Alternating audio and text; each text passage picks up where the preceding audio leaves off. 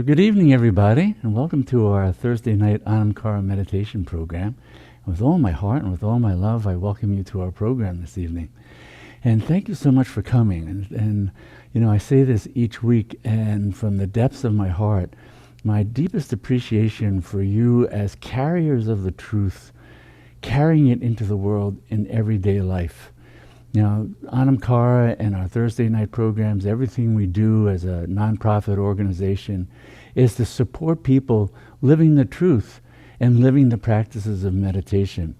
And that on Thursday nights in this gathering of satsang, keeping the company of the truth, and that you are the living embodiment, the living truth, the divine.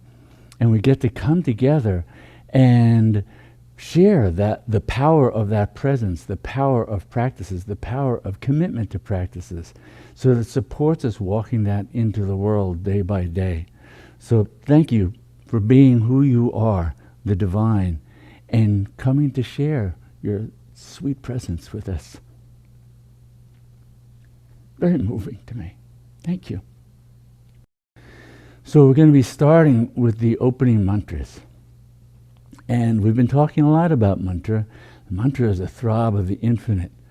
And we've also been talking about how the ordinary mind makes things ordinary. And one of the things, of course, that makes ordinary is these sublime practices we've been given by sages and saints across thousands of years. These powerful practices to bring us to that living experience of our own infinitude, our own divine nature, and the divine nature of everyone. That's what these mantras are about, invoking that and giving the mind a true seat to come to rest in, right? A place where it can know fullness, where really all its desires can be satisfied. All desires are desires for the one. All desires for happiness are satisfied in ananda, the bliss, the rapture of who we are. That's why we do these practices. That's why sometimes, I'm so moved, because these practices, the living presence, is indistinguishable, inseparable from rapturous I awareness, the fullness of the divine. The fullness of that presence is the fullness of love, all embracing, all compassionate, all kindness, all patience, right there. That's your heart. That's the heart essence of who you are, who everyone is. And it's only ignorance and wrong identification on the part of the mind that takes us so far afield that we inflict suffering on ourselves and others. So we do these practices to know the truth and be empowered to live it into the world, moment by moment, day by day, in every aspect of our lives. And that's the great thing. The truth, it comes with us wherever we are, because it is our nature. So we don't have to think, how do I integrate it into this? That's the mind trying to create a task for itself. There wasn't a separation. So you don't have to integrate. Just know that living presence, and you're in it. Then you can't help but walk it into the world, breathe it into the world, laugh it into the world, cry it into the world, everything. So we begin with the opening mantras.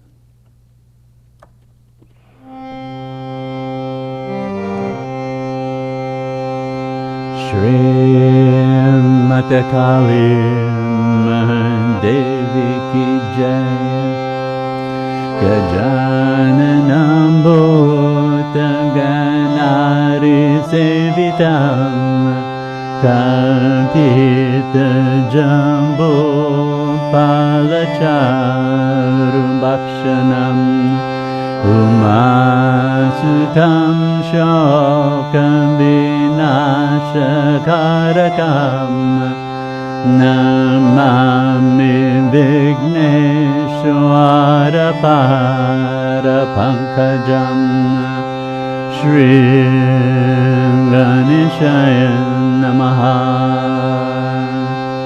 Shri Ganeshaya. Shri Ganeshaya Namaha.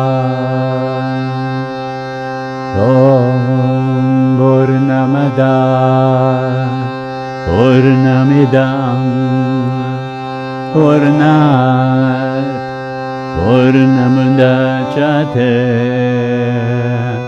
Purnasya Purnamandaya Purnamevavashishate. Om Shanti Shanti Shanti. Shri Mata Kali Mahadevi Ki Jai.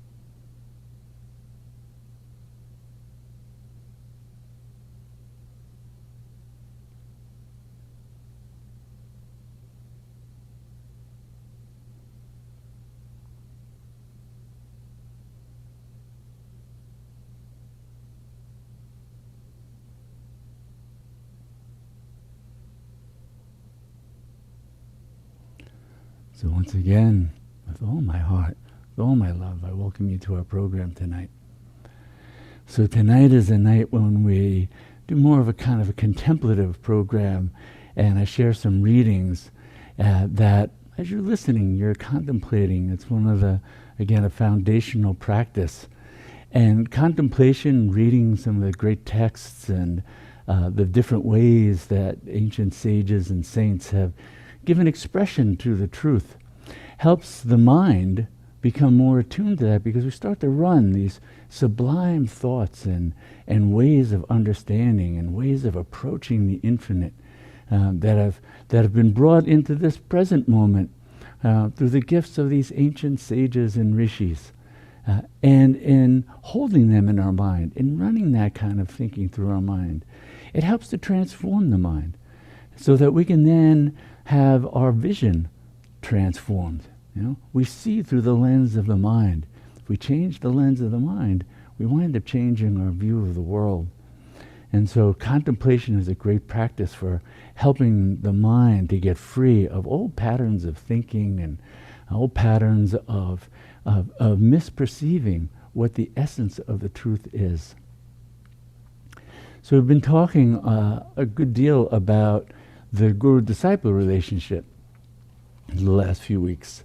And in the great sage Shankaracharya's text, the Viveka-chudamani, the Viveka-chudamani means the Crest-Jewel of Discrimination. And so Shankaracharya was an Advaita Vedantin, means a non-dual Vedantin, so he followed the teachings of the Vedas, the Upanishads. And he was a renunciate. He was a Swami. He was an extreme renunciate. But as he would say, actually he didn't renounce anything, because he got God.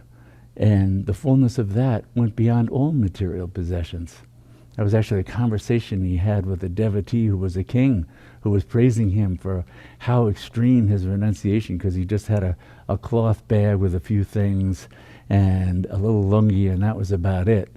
And he says to the king, "Oh no, you're the renunciate." And the king goes, "I'm the renunciate?" He goes, "I live in a castle. I have boundless wealth and harem. I got everything." And he said, and so Shankaracharya says to him, "Yeah, but you gave up God to have that. I just gave up that stuff. And now all I have is God. I see God everywhere."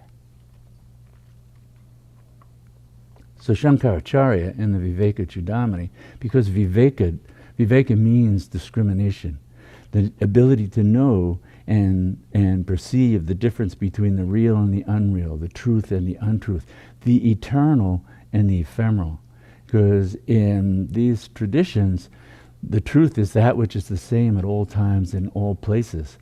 So it's not the ephemeral vagaries of the mind, thoughts and feelings, even things that might be true about the physical world aren't true in the sense of that they have that eternal nature to them.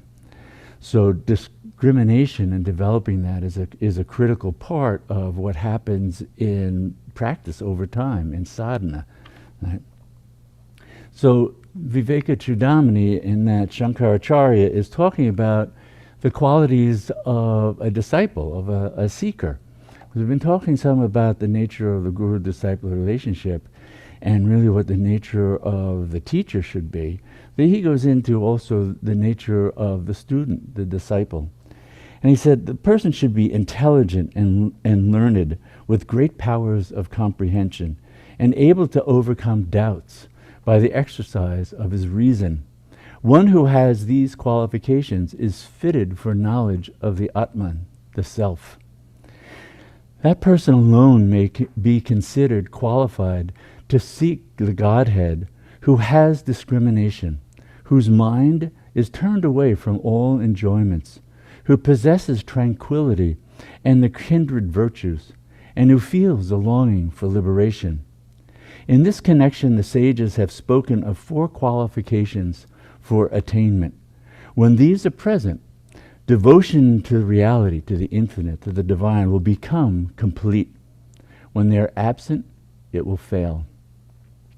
First is discrimination between the eternal and the non-eternal, so viveka. Next comes renunciation of the enjoyment of the fruits of action, here and hereafter. So our attachment to what the outcome of our actions are can get in the way and prevent us from realizing the infinite, or becoming identified.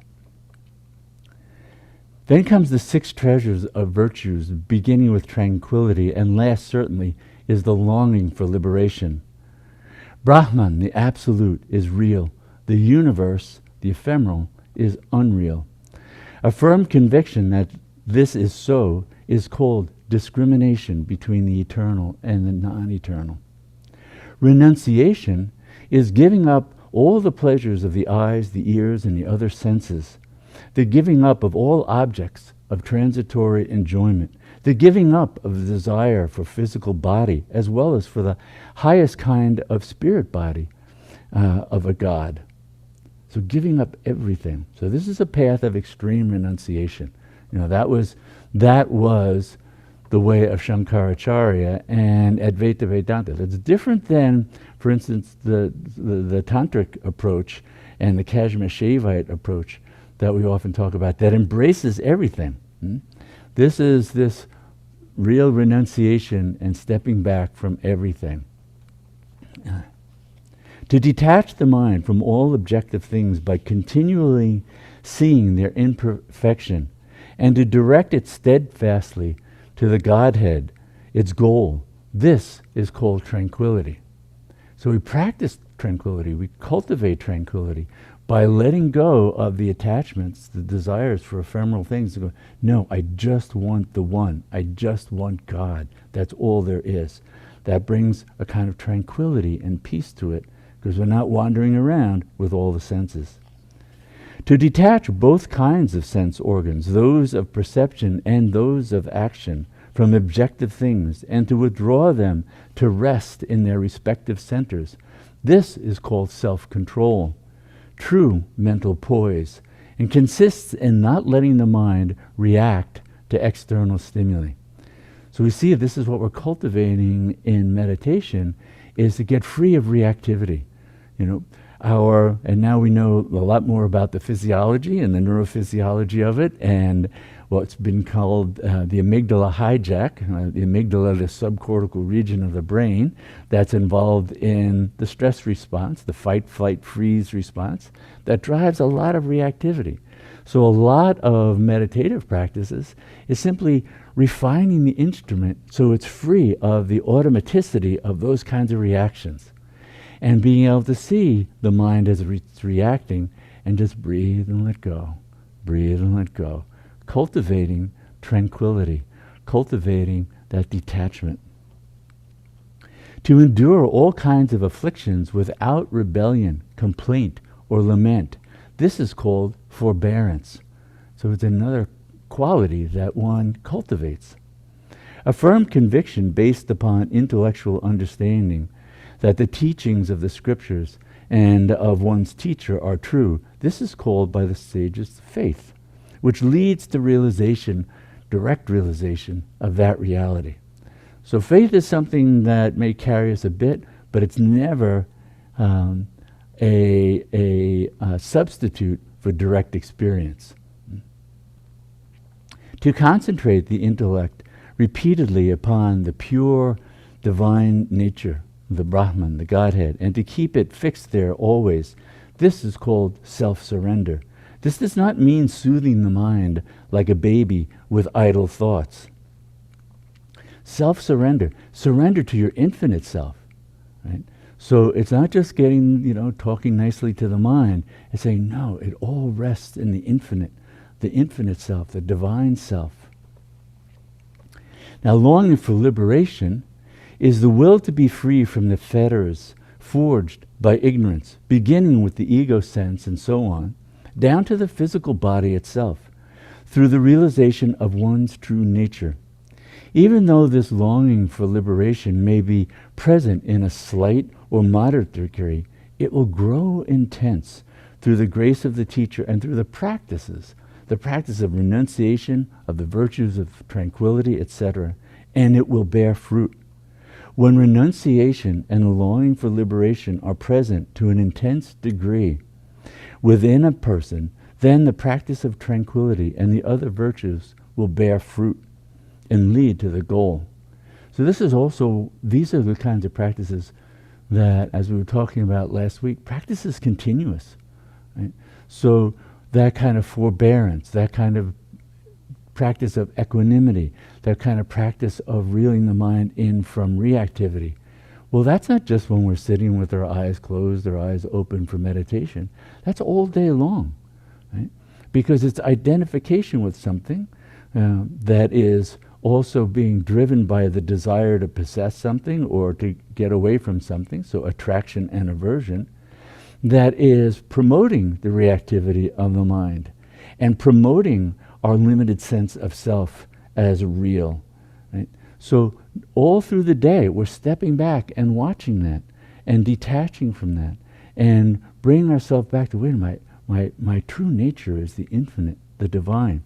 Even if that, to begin with, is the thought of that, that's what's called a pure thought, because it points to the truth of reality, as opposed to, oh, I'm just this person, and of course I have to have this, and I need that, and I want that. Those are tainted by limited identification and the ignorance that goes with that, and all the suffering that's born from that. So where renunciation and longing for liberation are weak, tranquility and the other virtues are mere appearance, like a mirage in the desert. Among all means of liberation, devotion is supreme. To seek earnestly to know one's real nature, this is said to be devotion. So devotion is not just a sentiment, a loving feeling. It's that devotion means that kind of one-pointed discipline and focus, that this is what I want. I'm devoted to that goal. So that's what we get really focused on. Having worked with peak performers in my background is in biofeedback and neurofeedback, and you see people who, especially people who are Olympic hopefuls, and we've just had the Olympics, and we see how they've dedicated their entire lives to the pursuit of the perfection of their sport, their skills. That is devotion. Whether they're in the moment are feeling love for that, joy for that, that may not be there. They may be doing the pain of the grit and the work. But what is carrying them is they're devoted to that goal. They're one-pointed. They're focused on that. And they've renounced everything else to realize that. So in this sense, being a deep seeker, we have that kind of level of focus So that moment by moment we're doing the practices, and it's that focus, that devotion, which is also aligned with that longing for liberation.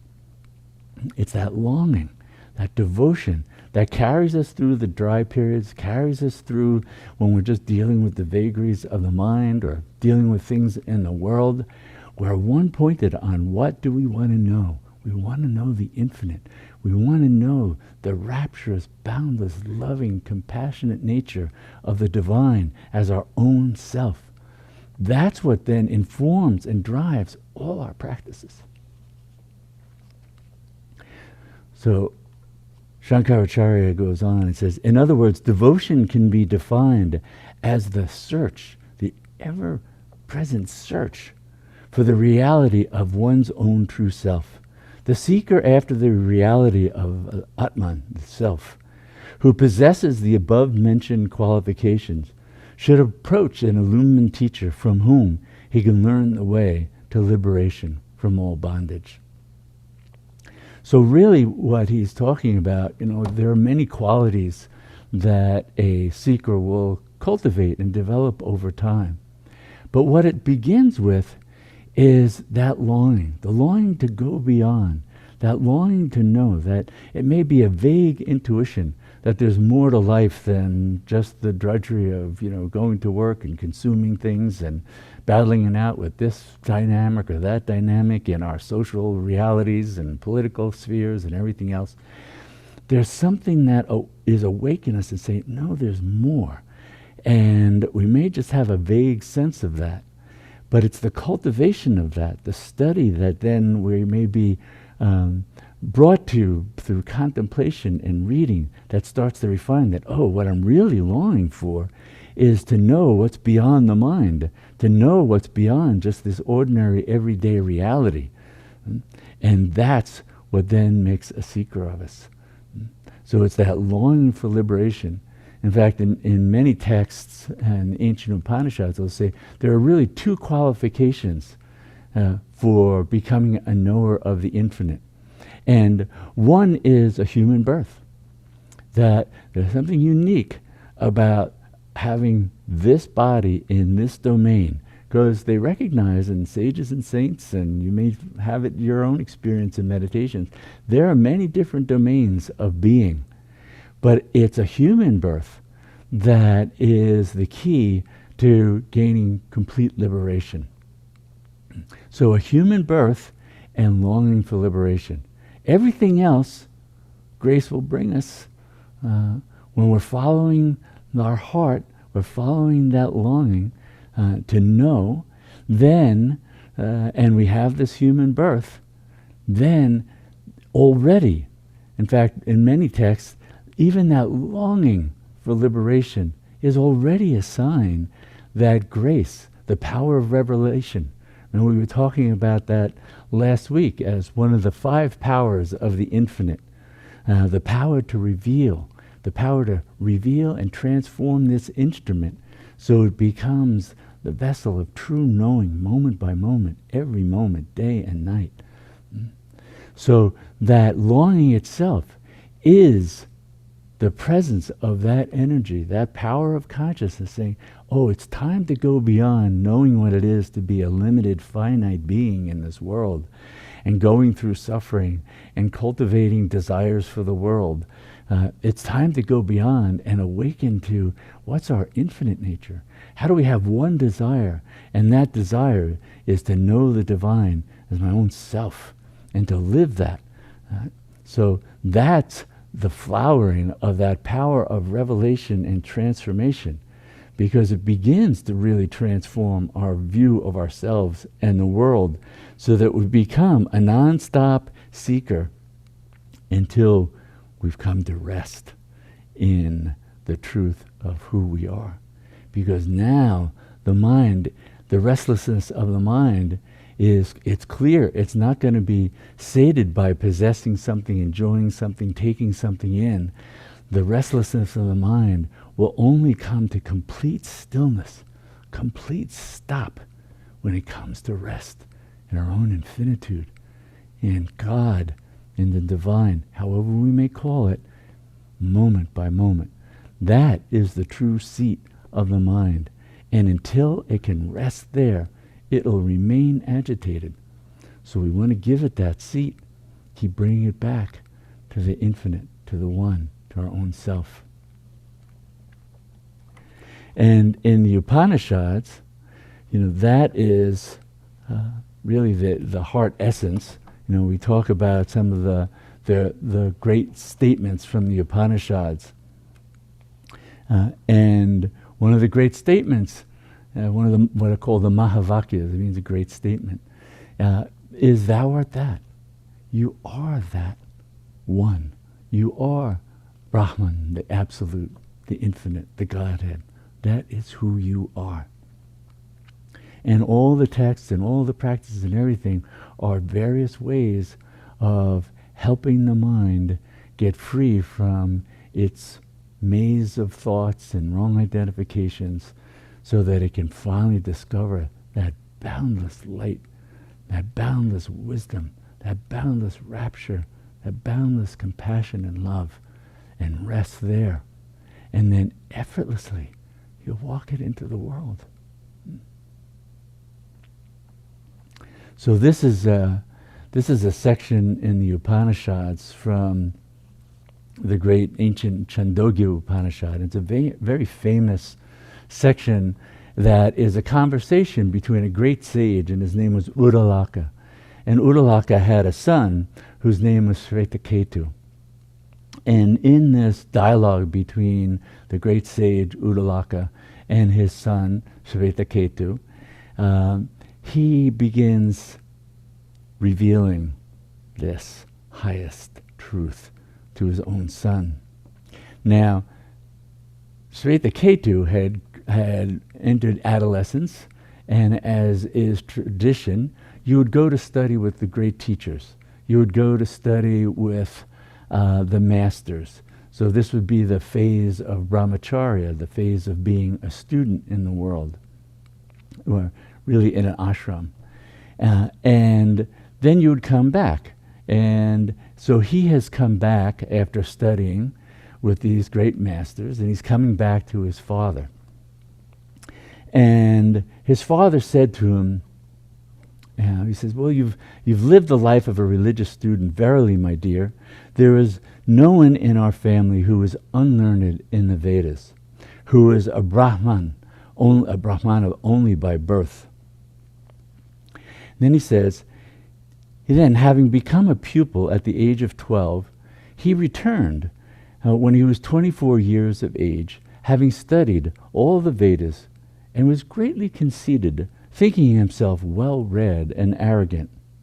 So his father then said to him, Shvetaketu, since you are now so greatly conceited, think yourself well-read and arrogant, did you ask for that instruction by which the unhearable becomes heard, the unperceivable becomes perceived, the unknowable becomes known? Did you get that?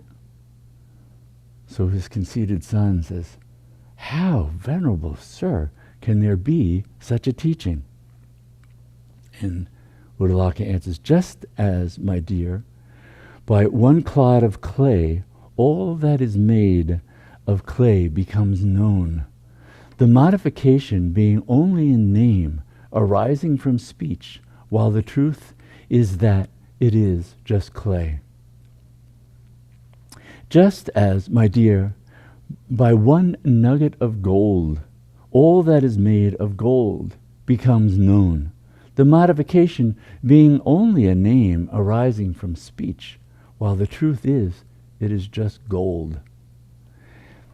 Just as, my dear, by one pair of nail scissors, all that is made of metal becomes known, the modification only in being in name arising from speech, while the truth is that it is just iron, my dear, is that teaching.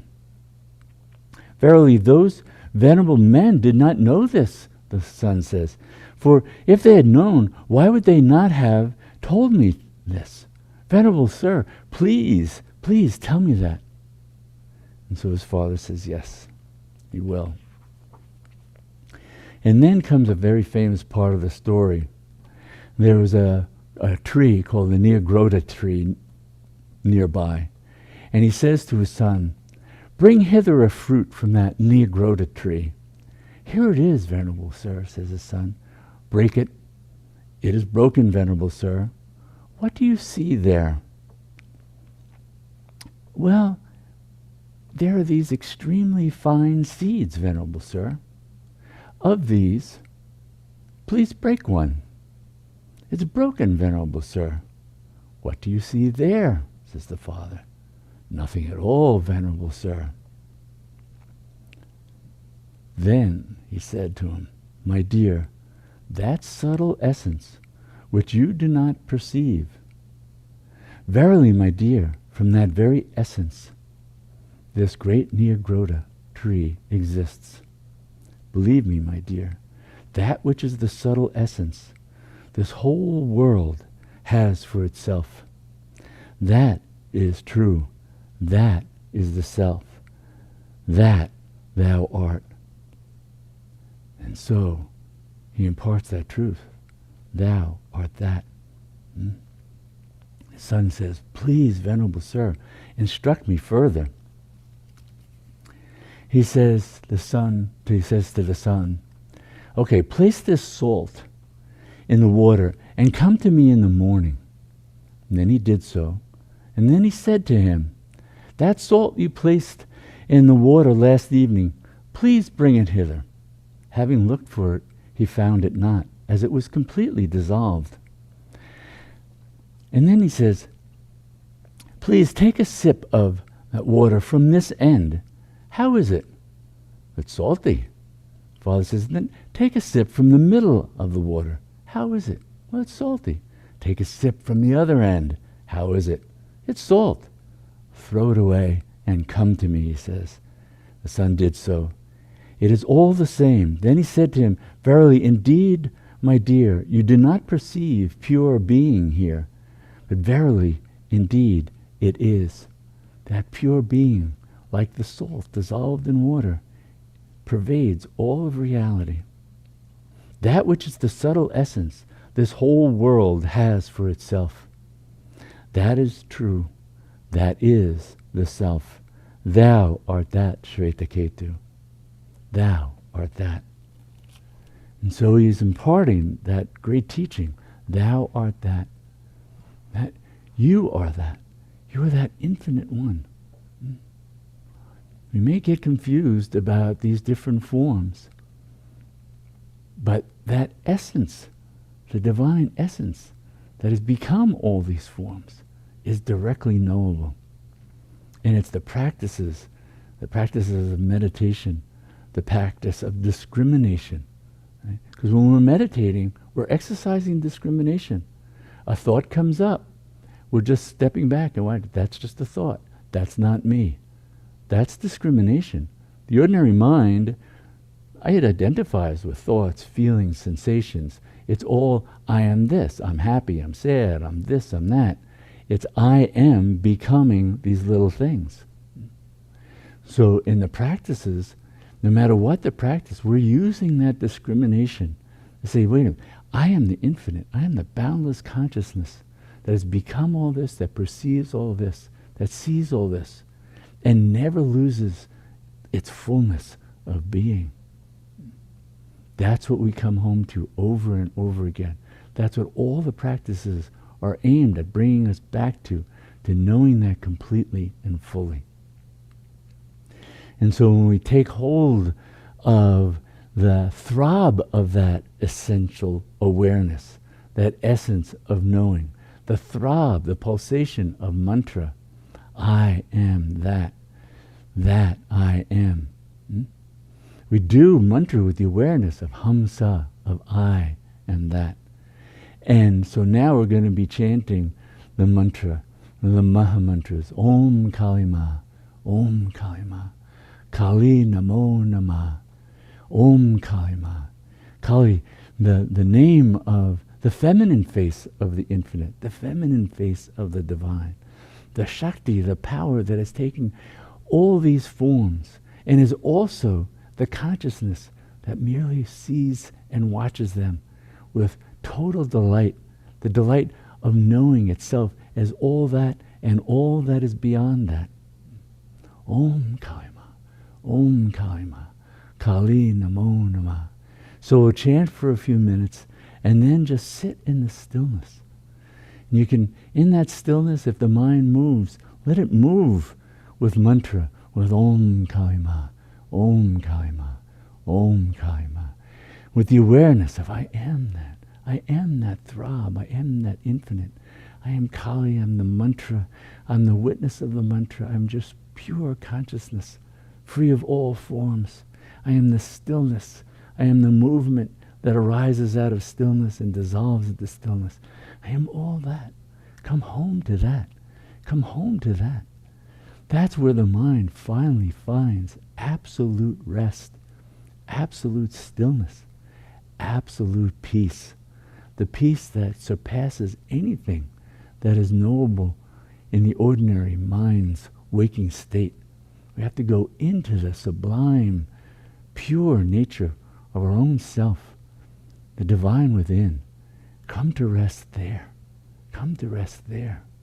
And the radiance of your own being, the radiance of that, will transform your mind, transform the body, transform these vehicles, so that they serve with love, compassion, kindness, with every breath, not by effort, by simply being that. Be that which you already are. Come home. Come home to that. So now we'll chant and meditate.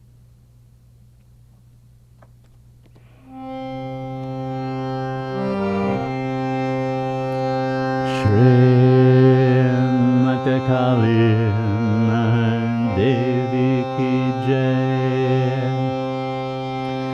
Om Kali Ma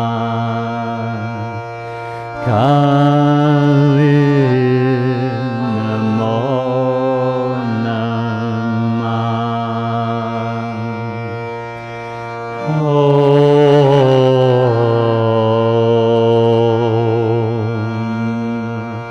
Kali Ma Kali Namo Namah. Om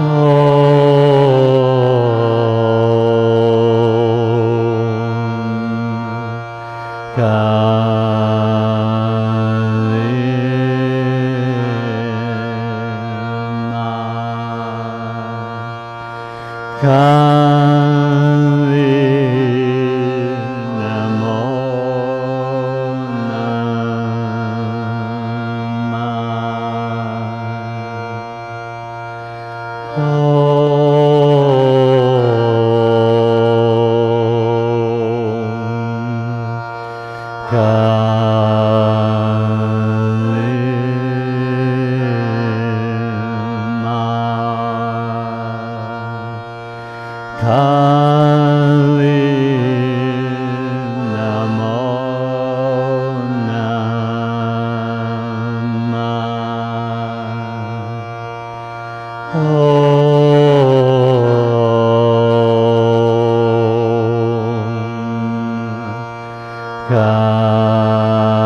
Kali Ma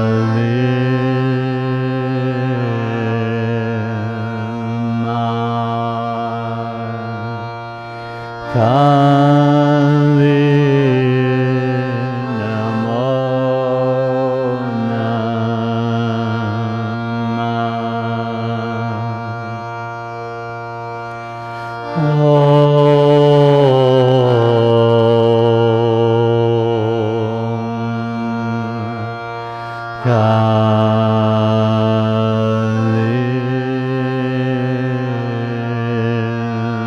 Ma Kali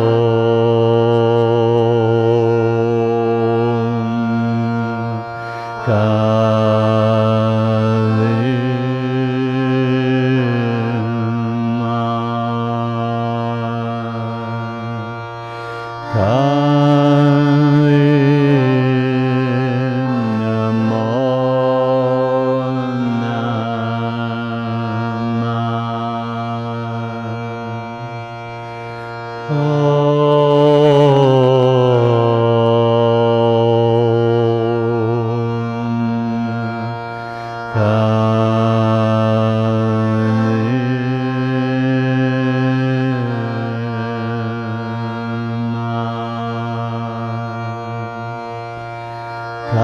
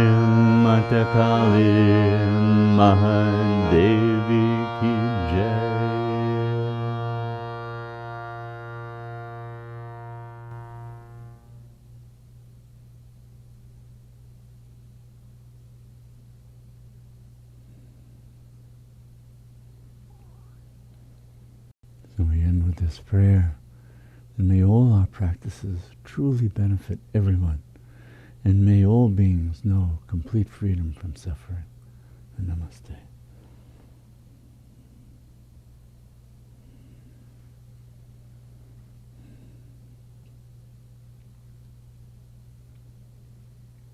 So, coming home to the divine,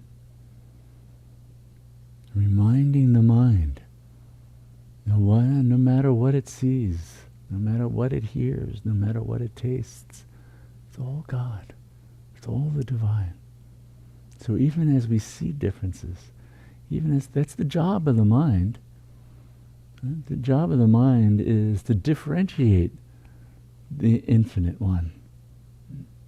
So it's doing its job, but it does it in the embrace of the infinite.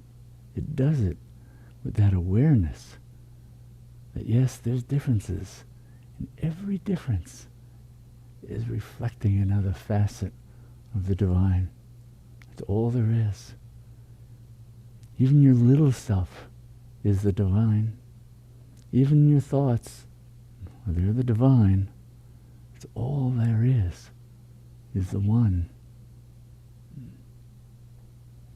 So we have these both, the discrimination that we use to separate out from being confused and solely identified with limitations, and stepping back from that.